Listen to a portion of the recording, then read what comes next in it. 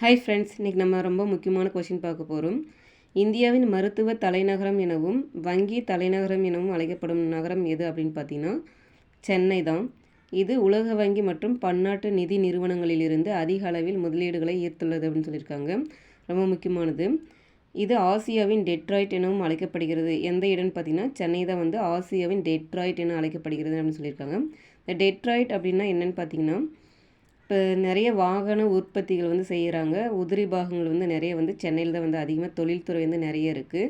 அதனால் இதுக்கு பெயர் டெட்ராய்ட் அப்படின்னு சொல்லியிருக்காங்க. டெட்ராய்ட் ஆஃப் ஏசியா அப்படின்னு சொல்லிட்டு பெயர் வைத்திருக்காங்க. இதில் வரப்போகிற குரூப் 2 அண்ட் 2A எக்ஸாமில் குரூப் 4 எப்படி கொஷின் கேட்பான்னு பார்த்தீங்கன்னா, இந்தியாவின் மருத்துவ தலைநகரம் என அழைக்கப்படும் நகரம் எது அப்படின்னு கேட்கலாம். அல்லது வங்கி தலைநகரம் என அழைக்கப்படும் நகரம் எதுன்னு கேட்கலாம்.